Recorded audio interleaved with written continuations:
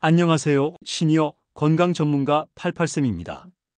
혹시 요즘 밤에 푹 주무시는 날이 손에 꼽을 정도로 적지는 않으신가요? 혹시 밤에 2번, 3번씩 깨서 화장실을 다녀오시느라 숙면을 방해받고 계시진 않으셨나요? 처음에는 그저 물을 너무 많이 마셨나? 잠자리가 불편했나? 하고 대수롭지 않게 생각하실 수 있습니다. 하지만 이런 증상이 반복된다면 이는 단순한 불편함을 넘어 우리 몸이 보내는 아주 중요한 건강 경고 신호일 수 있습니다. 오늘은 많은 시니어분들이 흔히 겪고 계시는 야간요 증상과 그 속에 숨어있는 다양한 건강 적신호들, 그리고 집에서 쉽게 실천할 수 있는 효과적인 생활 속 관리 방법까지 88쌤이 아주 자세하게 알려드릴게요. 지금부터 끝까지 88쌤과 함께 건강하고 편안한 밤을 되찾는 비결을 확인해 보시죠. 많은 분들이 밤에 화장실을 자주 가는 것에 대해 아이고, 나이 드니까 당연히 밤에 자주 깨는 거지 뭐 라고 말씀하시며 대수롭지 않게 여기는 경우가 많습니다. 그러나 사실은 꼭 그렇지만은 않습니다. 정상적인 수면 주기에서 우리 몸은 일반적으로 밤 동안 6시간에서 8시간을 깨지 않고 깊은 잠을 유지하는 것이 보통입니다. 그런데 만약 밤에 2번 이상 소변 때문에 잠에서 깬다거나 한 번 잠에서 깨고 나면 다시 잠들기가 너무 어려운 상태가 계속된다면 이는 단순한 노화 현상으로만 볼 것이 아니라 우리 몸에 발생하고 있는 다양한 건강 문제의 신호일 수 있으니 주의 깊게 살펴봐야 합니다. 야간유란 말 그대로 밤에 잠을 자다가 일어나 소변을 보는 증상을 의미합니다. 그리고 이것은 단순히 잠을 방해하는 불편함의 문제를 넘어 우리의 건강 상태 전반과 삶의 질을 크게 흔들 수 있는 중요한 문제입니다. 예를 들어, 낮에는 소변을 잘 참을 수 있는데도 밤만 되면 유독 자주 깨서 화장실에 가야 하는 경우, 또는 화장실을 다녀오고도 다시 잠들기가 너무 힘든 경우, 그리고 밤에 소변을 2번 이상 보는 일이 매일처럼 반복되는 경우라면 이때는 반드시 야간유의 정확한 원인을 찾아 해결해야 합니다. 이러한 밤에 화장실을 자주 가게 되는 원인을 알아보면 대략 4가지 정도로 정리할 수 있습니다. 첫 번째 원인으로는 전립선 문제입니다. 특히 남성분들께서는 밤에 화장실을 자주 가는 가장 흔한 원인 중 하나로 전립선 문제를 꼽을 수 있습니다.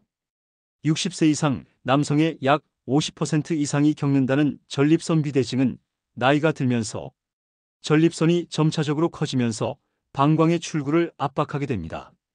이로 인해 소변 줄기가 약해지거나 소변을 봐도 시원하지 않은 잔뇨감, 그리고 밤에도 소변이 자주 마려운 듯한 느낌이 들게 만듭니다. 88쌤이 상담했던 박노식 어르신도 밤마다 2~3번 화장실 가느라 잠을 설치고 그 때문에 낮에도 늘 피곤하다고 호소하셨습니다. 검사 결과 전립선비대 초기 단계였죠. 다행히 적절한 약물 치료와 꾸준한 식습관 조절만으로도 야간요 증상이 크게 개선되어 숙면을 되찾으실 수 있었습니다. 두 번째 원인으로는 방광 기능 저하입니다. 우리 몸의 방광은 소변을 저장하고 배출하는 중요한 역할을 하는 기관입니다. 하지만 방광 근육이 약해지거나 너무 예민해지면 소변이 조금만 차도 갑자기 소변을 참기 어려워지는 증상이 나타나는데 이것이 바로 과민성 방광 증후군입니다.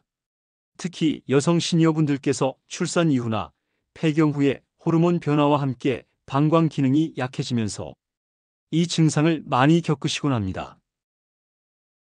갑자기 소변이 마려우면서 참을 수 없을 정도로 강한 요일을 느끼거나 밤에도 예고 없이 깨서 화장실을 가는 상황이 계속된다면 비뇨기과 진료를 통해 정확한 진단을 받고 방광 근육을 강화하는 케겔 운동 등을 병행하는 것이 큰 도움이 될 수 있습니다. 세 번째 원인으로는 당뇨, 심장, 신장 질환의 신호일 수 있습니다. 밤에 소변을 자주 보는 야간요 증상은 단순히 비뇨기계의 문제만이 아니라 전신 건강과 관련된 다른 심각한 질환의 초기 증상일 수도 있습니다. 대표적인 것이 바로 당뇨병입니다. 혈당이 높아지면 우리 몸은 과도한 혈당을 소변으로 배출하려 하기 때문에 소변량이 급격히 많아지고 그만큼 밤에도 화장실을 자주 찾게 되는 것이죠. 또한 심부전이나 신장 기능 저하가 있는 경우에도 야간뇨가 발생할 수 있습니다. 낮 동안 중력의 영향으로 다리 쪽에 쌓여있던 수분이 밤에 잠자리에 누우면 혈액순환이 원활해지면서 신장으로 이동하게 되고 이로 인해 소변량이 많아지면서 밤에 자주 깨게 되는 것입니다. 만약 밤마다 유독 다리가 붓고 아침에는 붓기가 가라앉는다고 해오거나 밤에 화장실을 다녀온 후에는 가슴이 답답하고 숨이 찬 느낌이 든다는 증상이 동반된다면 절대로 방치하지 마시고 반드시 내과 진료를 통해 심장 및 신장 건강을 점검해 보셔야 합니다. 마지막 원인으로는 수면장애 또는 약물의 영향일 수 있습니다. 야간뇨의 원인이 꼭 소변 자체의 문제만은 아닐 수 있습니다. 우리 몸의 수면을 방해하는 다양한 요인들도 야간뇨를 유발할 수 있기 때문입니다. 예를 들어 수면무호흡증, 불면증, 우울증, 불안장애와 같이 숙면을 방해하는 질환이 있다면 잠에서 자주 깨는 것이 당연한 결과일 수 있습니다. 잠에서 깬 김에 화장실에 가는 경우가 많기 때문이죠. 또한 현재 복용 중인 약물이 이뇨작용을 촉진하는 경우도 있습니다. 고혈압약, 이뇨제, 일부 수면제 등이 밤 시간에 작용할 경우 야간뇨를 유발하거나 악화시킬 수 있습니다. 만약 평소 드시는 약이 있으시다면 약 복용 시간과 부작용에 대해 담당 의사 또는 약사와 상담해 보시기를 권장합니다. 약 복용 시간을 아침으로 조정하는 것만으로도 야간뇨 증상을 크게 완화하는 데 도움이 될 수 있습니다. 이제 밤에 화장실 가는 횟수를 줄이고 편안하고 깊은 숙면을 되찾기 위해 우리 일상생활 속에서 쉽게 실천할 수 있는 효과적인 방법들을 알려드리겠습니다. 우선 저녁 이후 물 섭취 조절하는 것이 효과적인 방법입니다. 잠자리에 들기 최소 2~3시간 전, 즉 오후 7시 이후부터는 물 마시는 양을 의식적으로 줄여보세요. 물론 하루에 필요한 충분한 수분은 섭취하되 낮 시간 동안 충분히 마시고 저녁에는 조절하는 지혜가 필요합니다. 두 번째로는 카페인 알코올을 줄여 편안하고 깊은 숙면을 하는 것이 좋습니다. 특히 커피, 녹차와 같은 카페인 함유, 음료와 맥주 등의 알코올은 이뇨작용을 강하게 촉진하므로 저녁 시간에는 되도록 피하는 것이 좋습니다. 대신 따뜻한 보리차나 캐모마일차 등 이뇨작용이 없는 음료를 선택해보세요. 세 번째로는 방광 강화 운동을 꾸준하게 하는 것이 효과적입니다. 케겔 운동이라고 들어보셨죠? 항문과 요도 주변 근육을 5초간 조였다가 5초간 천천히 푸는 운동을 하루 3회, 10회씩 꾸준히 해보세요. 방광 근육을 강화하여 소변을 참는 힘을 길러주고 방광의 기능을 향상시키는 데 큰 도움이 됩니다. 네 번째로는 평소에 다리 붓기 예방에 관심을 가져주셔야 됩니다. 낮 동안 다리가 자주 붓는다면 오후에 잠시 시간을 내어 다리를 심장보다 높게 올려 쉬어주세요.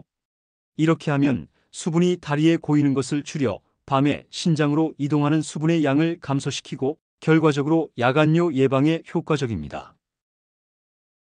마지막으로 규칙적인 수면 루틴을 만드는 것입니다. 숙면을 위한 환경을 조성하는 것도 매우 중요합니다. 잠들기 전 스마트폰이나 TV 시청은 피하고 밝은 조명 대신 은은한 간접 조명을 활용하며 매일 같은 시간에 잠들고 일어나는 규칙적인 수면 습관을 만들어 보세요. 규칙적인 수면 습관은 우리 몸의 생체 리듬을 안정시켜 깊은 잠을 유도하는 데 도움을 줍니다. 시청자 여러분, 밤에 자주 깨서 화장실에 가는 것은 그저 일상적인 불편함의 문제가 아니라 우리 몸이 보내는 중요한 경고 신호일 수 있습니다. 오늘 88쌤이 알려드린 야간뇨의 다양한 원인과 생활 속 실천 방법, 그리고 병원 검진이 필요한 기준까지 한 번 더 꼼꼼하게 돌아보시고 건강하고 편안한 숙면, 그리고 활기찬 삶의 질을 꼭 되찾으시길 바랍니다. 오늘도 건강하게, 팔팔하게, 88쌤이었습니다. 그리고 다음 영상에서는 많은 시니어분들이 겪고 계신 허리 통증, 단순한 노화로 방치하면 절대 안 되는 이유와 효과적인 해결법에 대해 아주 자세히 알려드릴 예정입니다. 실제로 많은 분들이 겪고 계신 척추질환과 근육 약화 문제, 다음 영상도 꼭 함께 챙겨보세요.